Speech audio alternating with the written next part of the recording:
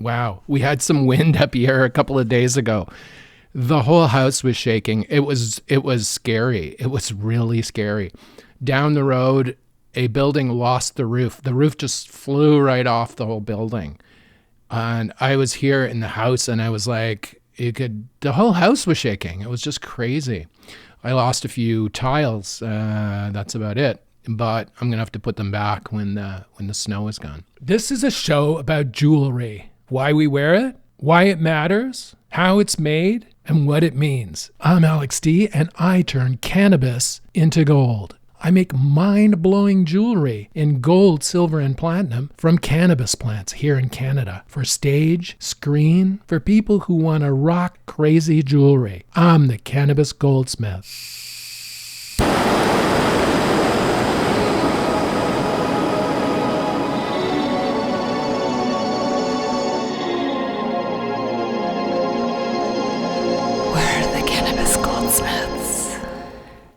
But you're not here for the weather. You're here to find out what's going on. Well, I'll tell you what's going on. I went out this morning to get the firewood and looked at the snow. Like there's 6-8 inches. It's still coming down, but it's a nice snow. It's a kind of, it holds its shape. If you make a snowball out of it, it'll hold its shape. But it's not too heavy. It has a lightness to it also. Now, this kind of snow is perfect for building snowmen. I was thinking that at first. I'm going to make some art, some temporary art with snow outside today. That's what I'm going to do. But I'm not going to make a snowman. I am going to make if the snow, if it complies, if it's usable, if I can get it to the proper consistency in the work, I'm going to make it one of those Easter Island heads, those giant Easter Island heads out in the yard facing the United States. So it'll be looking sternly across the river. And it'll be probably, I have it envisioned in my mind of maybe 6 feet tall, something like that, maybe a little taller. If I can make it taller, that's great. If the snow keeps coming down and stays at this consistency, I'll be able to make an amazing giant Easter Island head in the yard facing the United States and staring sternly across the river.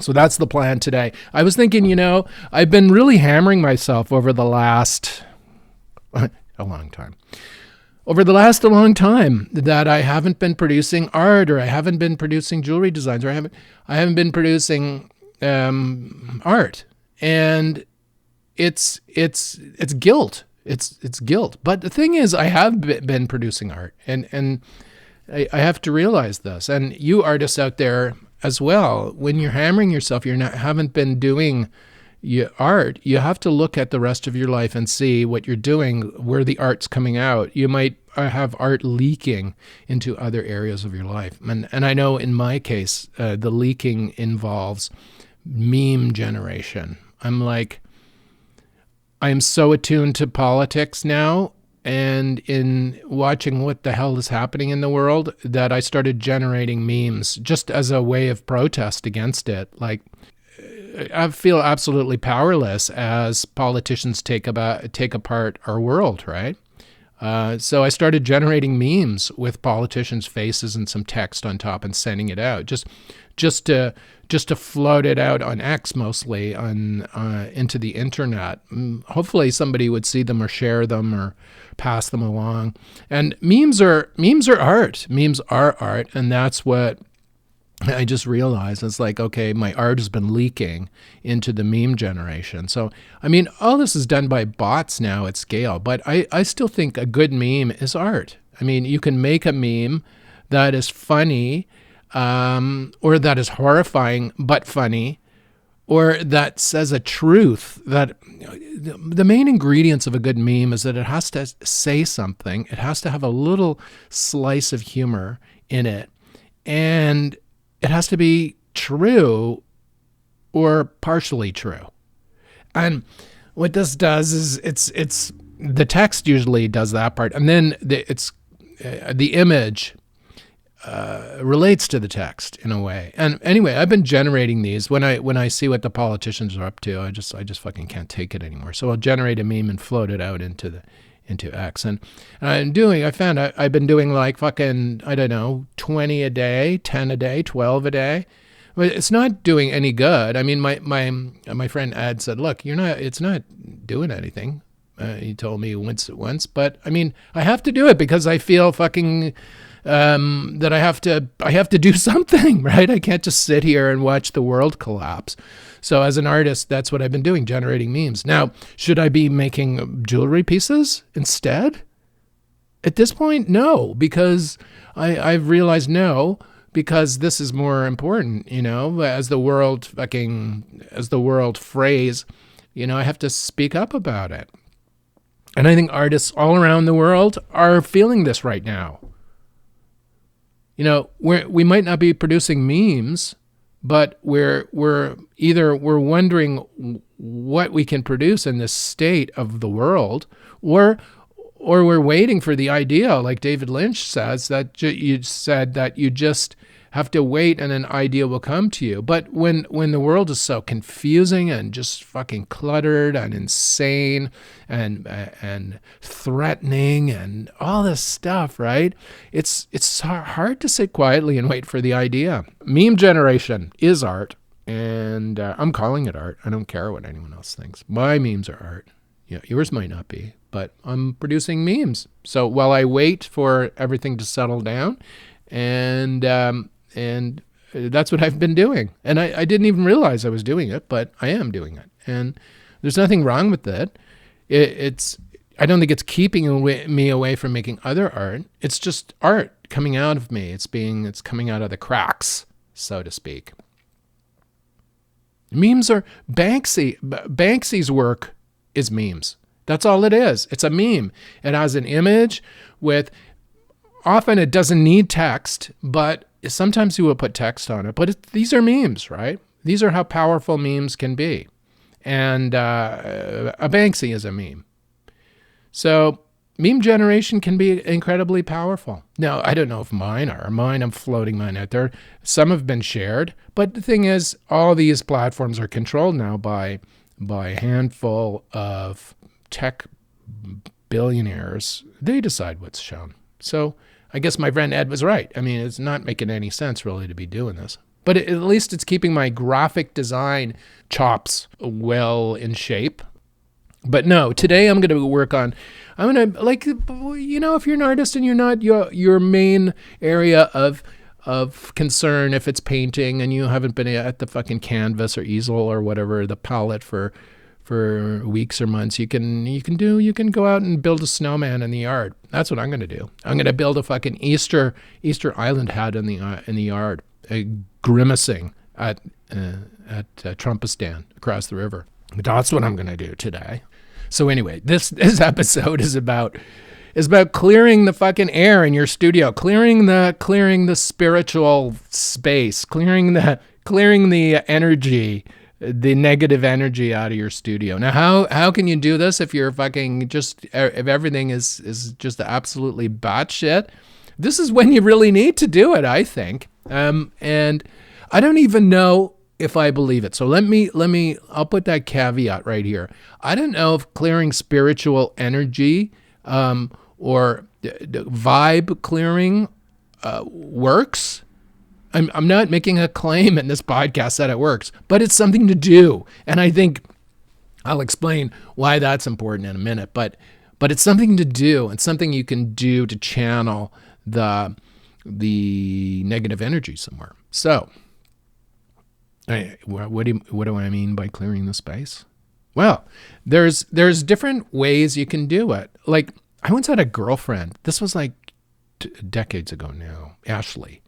She was absolutely beautiful, but she had this penchant for new agey stuff, which I didn't have. I was more interested in her than the new agey stuff. So, but anyway, that came along with the package, and she got me into crystal stuff. Like, I was already into minerals and gems. I knew a lot about that stuff from the scientific point of view, from the practical, or say gem polishing point of view or jeweler point of view, but not from the not from the spiritual point of view, what the crystals mean spiritually or what they could mean spiritually. But anyway, she got me into this. She told me these things. She had crystals. She used to wear crystal or different gemstones on beads around her wrist. Sometimes she had things in her flat that were to clear spiritual kind of vibes from the thing. She told me that, she would smudge or she would light some sweet grass in a bowl and walk around her flat and clear the negative energy. That might have been after I left. She probably did that. But she would do that. All this stuff that seemed to me to be very weird and unusual and strange.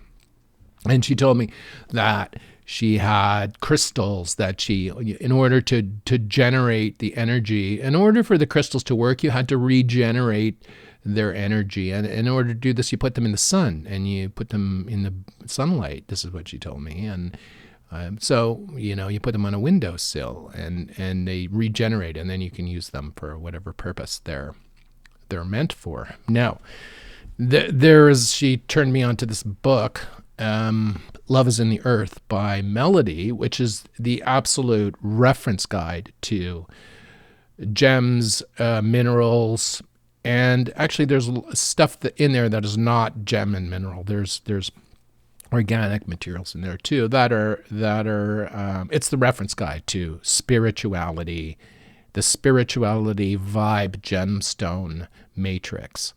Now, Melody was this amazing looking woman with long gray hair, very mysterious. Nobody knew much about her, and there's very little online about her. But the one thing that seems clear is that she passed away in 2019, which is pretty recently, but I never even heard about it until I checked this morning before doing this show. Anyway, her book, Love is in the Earth, get the updated version. There are other versions. There's a version with just pictures. You don't want that. You might want that. But the one you really want to get first is the Love is in the Earth, a kaleidoscope of crystals, updated version. And it lists every crystal, gemstone, and some organic materials and what their spiritual properties are, how you can use them, what they're for. I'm going to list some that you can use for clearing your space, and I'll tell you how to do that. But anyway, back to the story about Ashley. Well, anyway, she, I was more interested in her than in this new agey, what I thought was kind of hokey new agey stuff. And but you know what? I still have crystals on my windowsill, even now, right now, downstairs. On every window, there's a crystal, regenerating, charging, on my windowsill. I leave them there because I think maybe they protect me in some way. But if not, if they don't do that, they look great. So that's where my crystals still are after Ashley. And anyway, she told me about this, the indigenous peoples clear spaces with sweetgrass. Here's how to do that. You can look online and you can use that to clear your space out. I had another girl I had a big crush on when I was 14, Kathy, and I was living in Africa. And she created this object, or that she called a fetish. And this is in Central Africa. Fetish is an object that contains spiritual properties, and it doesn't have to be a gemstone. It can be most times it's like grass or mud, or it can be anything. Some rocks, a sardine can with some fucking nails in it. Doesn't really matter, but as long as it looks scary, kind of, and has and the maker imbues it with some kind of spiritual energy. Now, you might not believe any of this, but this is not meant for you. This was meant for them. So this girl, Kathy, what she was like, I guess 14 at the time. Right? Her parents were the assistant to the ambassador, the U.S. ambassador of the country. I guess he was the assistant, the secretary to the whatever. Anyway, he was high up in the U.S. embassy in Kinshasa, and they had this thing nailed onto their front door, and it was some straw wrapped with twine with like 2 mud eyes or something on it. It looked like some kid. It looked like a Blair Witch Project object that, you know, some like you would see in the Blair Witch Project movie. And this was nailed to the front door, and it was small. It was like maybe 4 or 6 inches in length. And she had made this, and she told me, this is a fetish. This is the criminals are afraid of this, and they think it has power over them, so they don't break into the house. This is what she said. But it wasn't for them. But whether she believed it or they believed it or not didn't matter. It's that the crooks believed it, and they stayed away. So that was the energy around that object. But back to the clearing your studio thing. Now, you can use a dish with some gemstones in it and put that in your studio.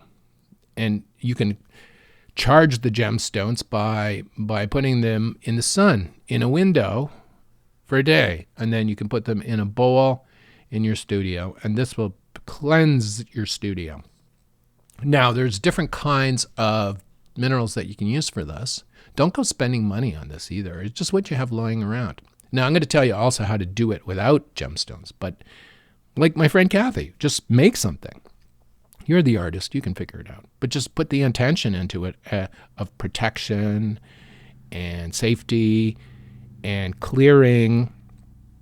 And if you don't know what that means, just say, just say a silent prayer to your art piece or to your little dish of rocks or whatever, or your crystal, and say, okay, this crystal represents spiritual safety and energy and good energy, and I put that in your studio. So you've done this. You've transferred the intention into the stone. That's how it works. Now, you don't have to believe any of this, but sometimes it helps to do it. And I think these days it's especially important.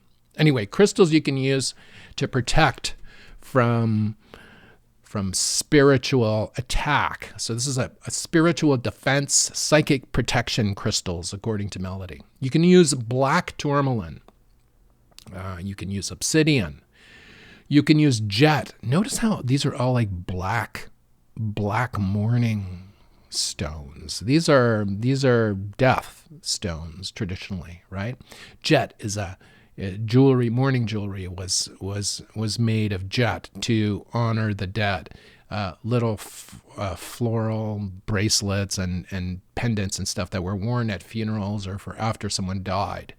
In the UK primarily, but in Europe, generally speaking, jet was used for this. But the black stones work for spiritual defense and psychic protection. Okay, so we got black tourmaline, obsidian, very cheap, very inexpensive stones. You can go buy them. Amethyst. Everyone probably has a piece of amethyst lying around. Amethyst acts as a spiritual shield blocking psychic intrusion while promoting higher awareness. So if you have a little bit of amethyst lying around, you can put it on your windowsill, get some sunlight on it, and then bring it into your studio space, put it in a bowl, and that is gonna protect you. It's gonna clear the studio. Now, if you want to go extra, you can go get some sweetgrass, or you can probably even order it online these days from some indigenous shop in Canada, and then you can get that and burn it and say a little clearing mantra in your space. You can say, okay, evil spirits, fuck off. There's a clearing mantra for you. Or you can make it really like spiritual and flowery and like, and yoga kind of vibey, whatever, do whatever. But anyway, you get your gemstones and you put them in a bowl. You say this little thing, and boom, you've got a shield against the negative psychic energy coming into your studio. You can use lapis, which is pretty expensive. Smoky quartz, extremely inexpensive. Grounds negative energy and transmutes it into positive energy, which is a good thing. You can put that in your bowl. Fluorite, cheap, It's a purple stone. It deflects psychic interference and protects the aura. Hematite, also inexpensive. So you don't need all these stones. You can just look what you have, or what you can get extremely cheaply or inexpensively. And even if you buy it in a store, this is one question I had for Ashley. How can this be spiritually, have any spiritual thing if you buy it at a fucking store? This is like, I couldn't understand this, right? But nevertheless, I still have gemstones on my windowsill. Now, so buy it at the shop if you have to, and put it in on the windowsill. Let the sun fall on it and clear it up and fill it with positive energy. And then put that in a bowl in your studio and say, Amethyst, keep the space clear, or fuck off, evil spirits, or open the space to amazing positive energy. And there you go. You've cleared your space out. Now, if you want to get even more complicated with it, you can. I mean, or you can even make it super simple, like lighting a stick of incense, walking around your studio and saying these same things. And that might clear your space out too. But anyway, all this stuff is like, it all serves one purpose. And also religion too, if you really think about it. All religions do this. And all this spiritual stuff does this. It takes an idea, a human idea, combines it with a physical object and intent, and human intent, and creates spiritual properties. So, human intent plus object, okay, equals spiritual properties. You've got a gemstone. You want it to protect your space. You say your sentence of whatever, the be gone, evil spirits, or whatever it is, and it works with the object to clear the space out. And this works with in these Greek Orthodox religions where the guy's walking down the fucking church aisle swinging the incense thing. This is the same thing. This is exactly the same. Or it's like, it's trying to harness the spiritual energies and into symbolism, into the object, and wafting it over the crowd or whatever. Like, it's all this is all the same shit. There's giant rocks where people walk around. They imbue these spiritual properties to the rock, and it makes the rock spiritual. Now, if you scale all that down, you can do it in a dish in your studio. Now, or you can build a giant Easter Island head on your front lawn and make it as arty as possible.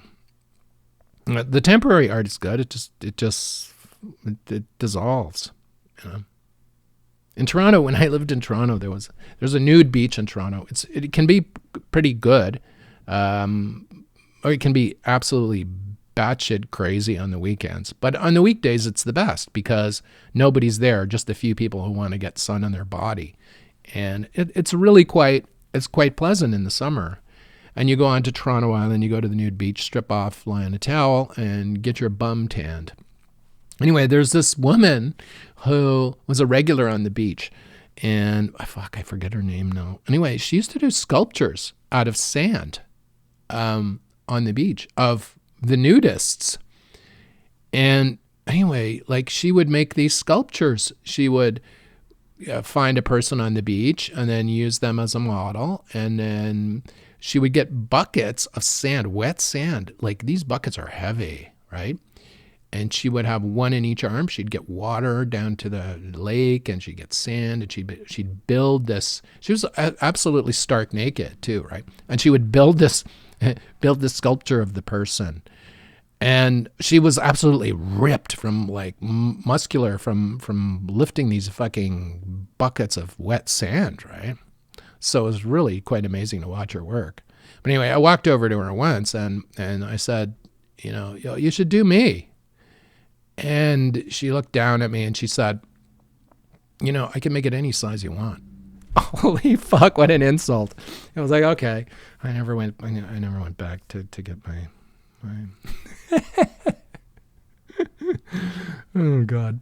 Anyway, I hope she's still there doing that. But those are temporary art pieces. Those are temporary art pieces that would like the next morning people would have walked over them. These are people who built sand sculptures on the beach that are quite amazing, that just last a day and they're gone. My Easter Island hat in the yard. I could build a big dick out in the yard, but I don't think the neighbors would like it too much. But the Easter Island hat, if everything works snow-wise today, that's my art for today. And this podcast, I don't know if I'm going to generate any more memes. I'm starting to think that the meme thing is just like a fucking waste of time and defocusing me. Maybe I should build more Easter Island heads around the yard and get back into the swing of crazy art shit that's different. I want to make different things, When I wrote a column in the recent Fish Wrapper Art magazine here in southeastern Ontario by David Lynch about how I had no idea he made lamps, but his lamps are fucking crazy and amazing. I was thinking of making a lamp even before I heard about this. I was thinking, I need a lamp that can, that I can use in my studio that does exactly this, right? And there was none available because they're all made in China and they all look the same. So I had to buy and find an old lamp at a used lamp and modify it or whatever. And that's what I ended up doing. But with him, he just create a lamp from scratch, right? So I was already thinking about that. The art can come out of the cracks in all kinds of ways, whether it's temporary snow sculptures, sand sculptures, doing your whatever, drawing, whatever, creating memes because you hate fucking politicians. If you're an artist, the art's going to come out of you. Regardless, whether you want it to or not, it's going to come out of you. So just think about that. If you think you're stuck, if you think you're trapped, no, you're not. You're just probably not seeing what you're producing. So clear your space. Get back in the studio and make shit. This whole idea of making something real or putting an intention into an object, that is, it's very a Carl Jung thing, a Jungian thing. He did lots of paintings that he said came right out of his unconscious. And I think a lot of this is that. A lot of the art is coming right out of the unconscious of artists. And because of that, they're not aware of what the art is. So pull back and look at what you're making. Even if it's digital shit, right? Even if you're just making digital shit, pull back, look at it and see where your art is going. Because if it's not going onto the canvas, it's going somewhere else. All right, coming up this week, this is going to be crazy. This is when the 25% tariff thing is supposed to hit Canada on Saturday. And it's going to get really just insane, I think, in both our countries, in Trumpistan and also in Canada. I think our economies are going to crash. Maybe even the stock market might crash. I'm thinking there could be a death spiral of the U.S. economy if the economy keeps being taken apart from the inside. It's just all the structures are being destroyed, and all the things that have been built up over years and years and years are being just dismantled. So nobody really knows what's going to happen. But in that lies a huge opportunity for us, for everybody really outside the United States. This is an opportunity for us to pull away from the United States, to leave them in their own shit. Let them stew in their own shit. Let them figure it out themselves. And we as world residents can move along and do our own stuff. And it looks like China moving ahead with AI, building better products for less money. Canada, we're an enormous energy resource. We can move that to Europe. We can sell that to Europe. We can start making our own industries. We have to avoid being beholden to the United States. We have to diversify my products. I hope this summer to go to Europe and just do some research and to see how I can get more of our products into Europe. I might look for a dealer in Europe who can sell some of our products on the European continent. I have no interest in the United States anymore. And many people in the world, I think, are going to they're already pulling back. Everybody's pulling back from the U.S. now. And as the threats get louder and more belligerent, I think people are just going to just work around them. Like, just work. We can work with the Europeans. We can work with the Chinese if we have to. We can work with the Indians if we have to. And we, we'll just cut our own grass, and that's what we should be doing anyway. So I hate the word wake up call. We're beyond wake up call. Now's the time to start planning to diversify away from the United States. From Trumpistan, as I'm going to be calling it from now till the end of that. Get out there in the snow, build a snowman, clear the studio, get some rocks in a dish, Make a fetish, like my little friend Kathy, make a Blair Witch Project fucking object and hang it in your studio like a kitchen witch, right? Except for this is an object you were putting intent into, saying this is going to keep your studio clear of evil spirits, and hang it proudly in the studio, and then take it out in the sun once in a while to recharge it, or make another one when you think it's not working the way you want to. But a lot of this is converting ideas into reality, into objects, like we do in our work as designers. We create ideas into objects. But the spiritual, I'm not saying this is working or anything, but it can't hurt to try. And that's it for me this week. See you next week on the Cannabis Goldsmith. The Cannabis Goldsmith is produced by Tribe Communications, Inc. in the Thousand Islands area of Ontario, Canada. You can see what we do at tribe.ca. Send us an email, alexd@cannabisgoldsmith.com. Thanks for listening, and we'll see you next week on the Cannabis Goldsmith.